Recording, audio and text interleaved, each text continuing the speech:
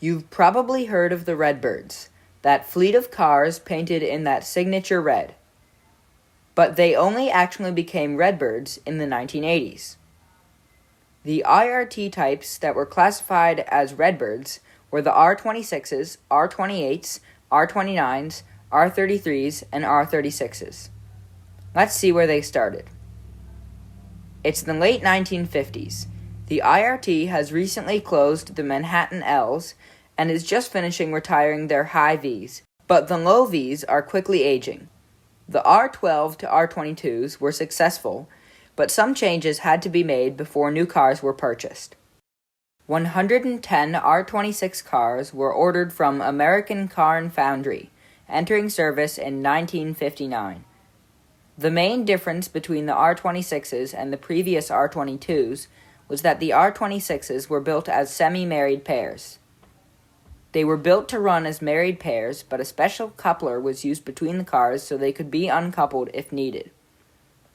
Another key difference was the use of buttons and relays to control the doors rather than door control levers.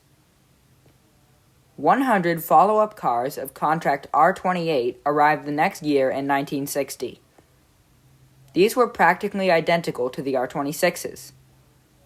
Once the last R28s were delivered in 1961, the ACF's Berwick plant closed, and the ACF never made passenger cars again. The next contract of IRT cars, the R29s, had to be built by St. Louis Car Company. 236 cars were ordered.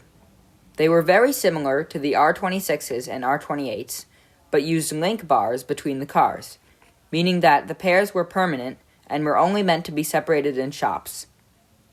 The first train of R29s ran in 1962. The R26s and R28s were delivered in a dull brown color, but the R29s were delivered in a bright red. However, this delivery red was not the same as the later Redbird paint scheme that gave the fleet its name. Later in 1962, 500 more cars, now R33s, entered service.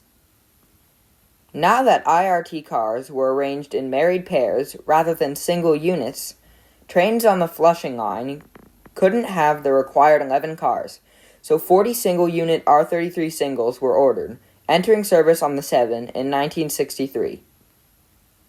Later that year, 424 R36s were ordered, all arranged in married pairs. The married pair R33s and R36s were delivered in the same bright red as the R29s, while the R33 singles and alternate R36s were delivered in the Bluebird paint scheme for the 1964 World's Fair, serving on the Flushing line, which was closest to the fair. Because these World's Fair cars were specifically for taking passengers to the fair, they were specially maintained and had picture windows rather than the usual drop sash ones. The different subtypes of R33s and R36s were also given designations based on the paint scheme and windows they had. Bright red R33s and R36s were R33 mainlines and R36 mainlines, and the Bluebird R33 singles and alternate R36s were R33 World's Fairs and R36 World's Fairs. The R36s were the last Redbird type to enter service, and in 1969 all low Vs had retired. Due to the similarity between each Redbird type and earlier IRT R types, they could all be operated together, which was fairly common at the time. By now, the Redbird fleet was in 3 paint schemes: dull brown, bright red, and the Bluebird scheme. Starting in 1970, the MTA wanted to have one uniform paint scheme, mainly silver with blue rectangles around some windows and doors, and a stripe running the length of the car. Nearly all Redbird types were in this paint scheme by the end of the decade, but while the cars were being painted, it was not uncommon to see a consist with cars in 2 or even 3 paint schemes. Between 1972 and 1982, air conditioning was installed in all Redbird-type cars except for the R33 singles. The singles had all their mechanisms and 2 cabs on one car, so there wasn't enough space for air conditioning. This meant that Flushing Line trains would have all cars air-conditioned except for one. Due to this, towards the end of their lives, trains on the line would be limited to 10 R36 World's Fair cars during the summer. In 1982 and 1983, all R33 World's Fairs and R36 World's Fairs were painted in the graffiti-resistant white scheme to test if all Redbird-type cars should be painted into the scheme. However, the paint that was used turned out not to be as graffiti-resistant as they thought. Several cars of other types, all of which ran on Lexington Ave, were painted into the scheme before the MTA decided, in 1983, to paint every Redbird-type car into, you guessed it, the Redbird paint scheme. This scheme was not graffiti-resistant, but was used as a statement that the war against graffiti was underway. In the mid-1980s, the MTA was overhauling most of its cars. From 1984 to 1986, the R36s were overhauled in various places. From 1985 to 1987, the R26s, R28s, and R29s were overhauled by Morrison Knudsen. In 1985, the MTA overhauled the R33 singles in the Coney Island shops, and from 1987 to 1991, the R33 main lines were overhauled in the 207th Street and Coney Island shops. Some of these overhauls were more intense than others.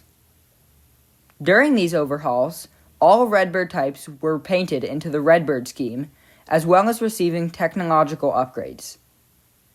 The R26s and R28s were rearranged into permanent married pairs with link bars rather than the original couplers, and the overhauled R29s became R99s. In the meantime, the earlier IRT R types were being retired by the new graffiti-proof R62s and R62As. This, combined with the Redbird scheme, brought an end to the graffiti-covered IRT. The Redbirds ran for many years, and eventually it was time to replace them. In 2000, the Redbirds were to be retired by the new R142s and R142As. They were shifted around the system and slowly phased out until the last train, consisting of World's Fair cars, ran on the 7 on November 3, 2003. This was the end of an era for the IRT, as the Redbirds were the last cars with straps to hang from, the last non-stainless steel cars, the last cars with roll signs above the end doors. Their Railfan window views were unrivaled, and their retirement crushed every Railfan in the city at the time. Most of the cars were stripped and reefed in various locations along the East Coast. Some cars were reefed to improve the environment for marine wildlife, and some were to make recreational diving more interesting. They weren't all gone, though. Various cars of various types were preserved by several museums in the area. You can still ride the Redbirds on the New York Transit Museum's Train of Many Colors. Some cars were also saved for work service. Many work Redbirds were reefed over time, but some can still be seen around the system today. Thanks for watching, and I'll see you next time. Bye.